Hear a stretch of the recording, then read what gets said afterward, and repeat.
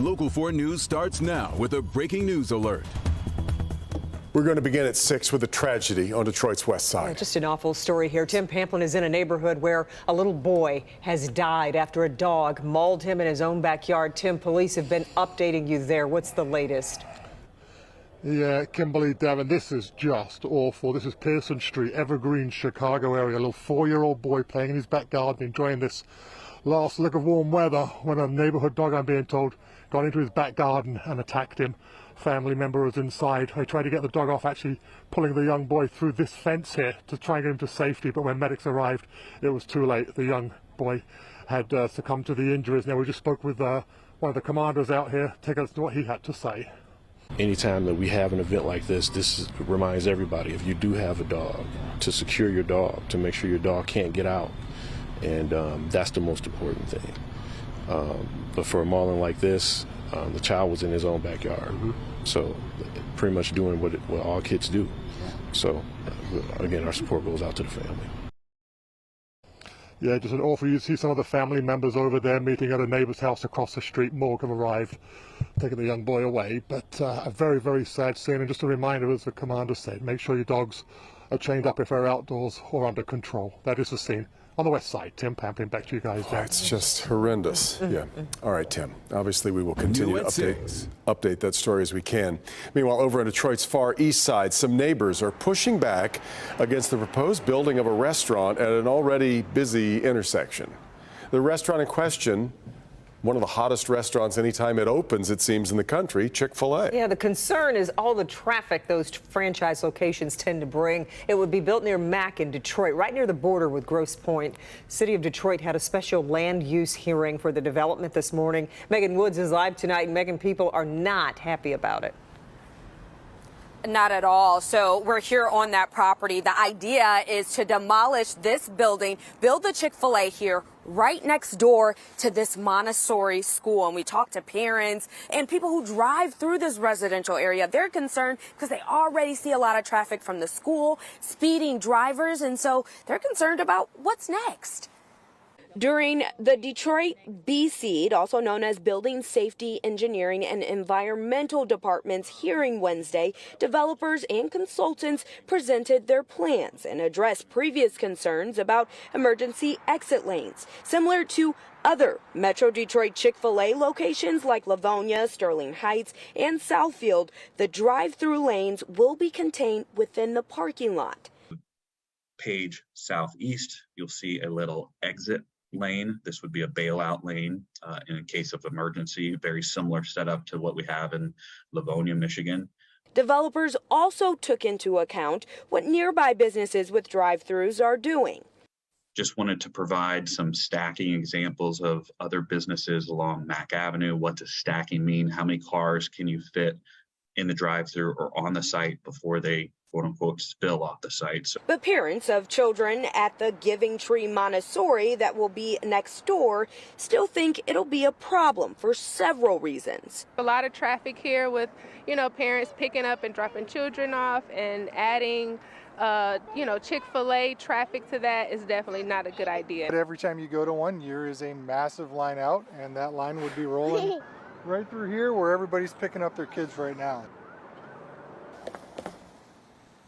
And the people we spoke to also mentioned that the Starbucks down the street, they're just busy in the morning, where they believe Chick-fil-A would be busy consistently, and that's another big worry. Now, on the other side of things, there are businesses that are in support of this new project. As for the hearing, well, there's not a decision that's going to be made until further on in a few weeks. So we have to wait to see what happens there. Back to you. Okay, and we know you'll continue to follow it. Megan, thank you.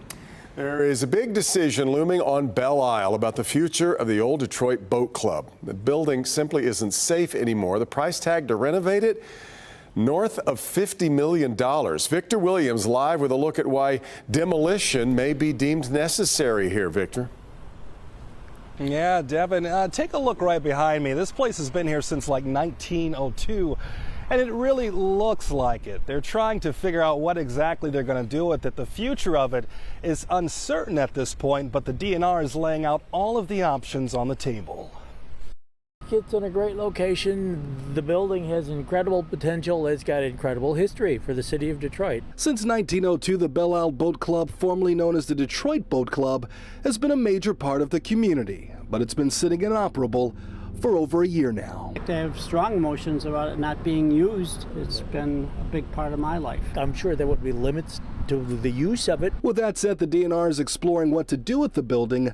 Urban District Supervisor Tom Bissett says although no decisions have been made, the first option would be demolition, but the second option would be renovating the building for a pretty steep price. We've talked about complete restoration, but we have to present the financial situation as it is and what that means for each one of those choices. Renovating will be around $54 million or more.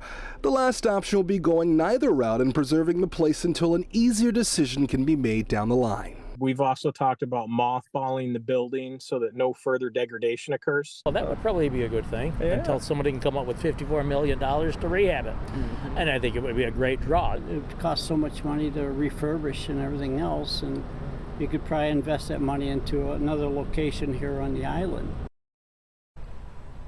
Now tomorrow at 9 a.m. the DNR is supposed to be meeting with each other to have some type of discussion about what they're going to do, but they do want input from the public because they do want to figure out which way to go with this, but it all depends on really what the community wants to begin with. Victor Williams. Real conundrum, Victor. You hate to see it go, but boy, that's a stiff price tag. All right, Victor. Yeah. Henry Ford Health in Ascension, Michigan, announcing a new partnership today. They're calling it a joint venture that would combine Ascension Southeast Michigan and Genesis Healthcare facilities with Henry Ford's. The venture would operate under the name Henry Ford Health. However, we're told this is not a merger or acquisition because no monetary transaction is taking place. And Ascension's hospitals in the southwestern and northern parts of Michigan are not a part of this deal. The two sides hope to close the transaction in the summer of 2024.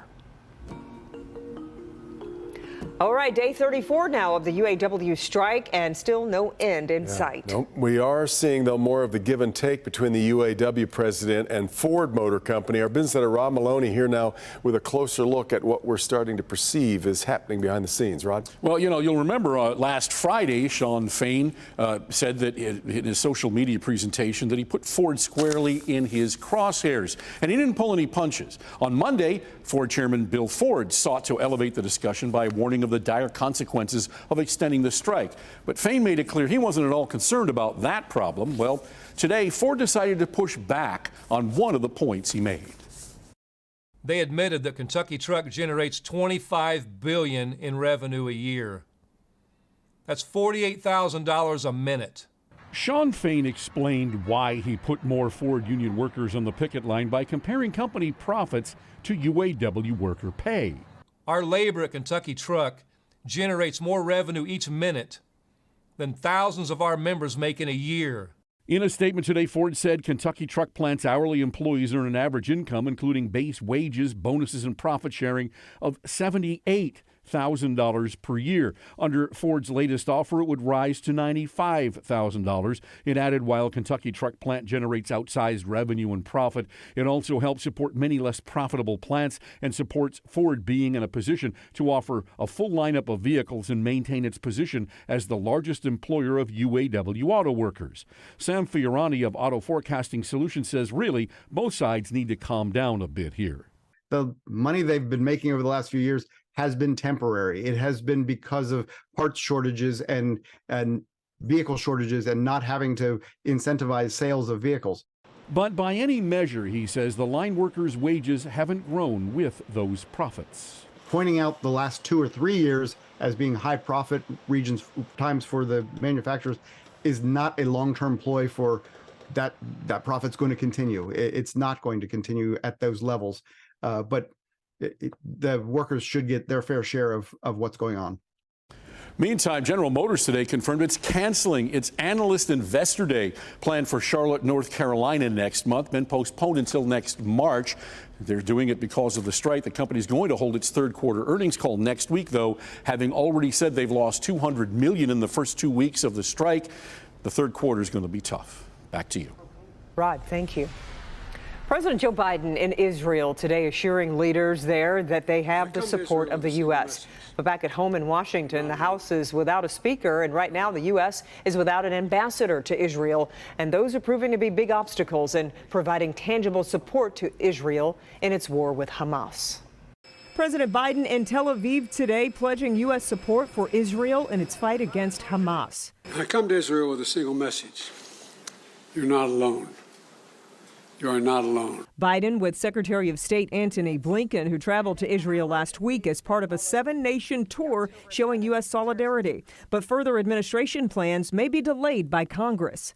The Senate Foreign Relations Committee meeting to consider Biden's nominee for ambassador to Israel, former Treasury Secretary Jack Lew. Senate Republicans expressed concerns about Lew's involvement in the 2015 Obama administration's Iran nuclear deal. I'm going to have some questions for you about your activities in what I think was a backhanded way of supporting Iran. But Senate Democrats are pushing back and urging Lew's swift confirmation as the U.S. has been without an ambassador to Israel since July. I am committed to getting you in place in Israel as soon as possible. Meanwhile, House Republicans remained consumed by their intra-party speaker battle. There are a lot of people just very frustrated right now about this whole process, but we got to get our act together. Ohio Republican Jim Jordan's nomination failed in a second-floor vote, leaving the House at a standstill. In Tel Aviv, President Biden said he plans to ask Congress for an unprecedented support package for Israel's defense later this week. And we're getting an up-close look at a critical part of Israel's air defense system ahead on NBC Nightly News. The equipment that looks like a crate is called the Iron Dome. It's a mobile system that runs around the clock in both war and peacetime to intercept rockets coming into Israel targeted at civilian communities. NBC News gets the details on how successful the Iron Dome has been. If Israel didn't have the Iron Dome, what would happen? Well, I can tell you for context that in the last about 10 days, Hamas has launched over 6,500 rockets. 6,500? Over 6,500 rockets in 10 days. So the reality on the ground would be a very, very different one. On NBC Nightly News at 6:30, what role the U.S. plays in the Iron Dome and the pressure on the White House to provide more help.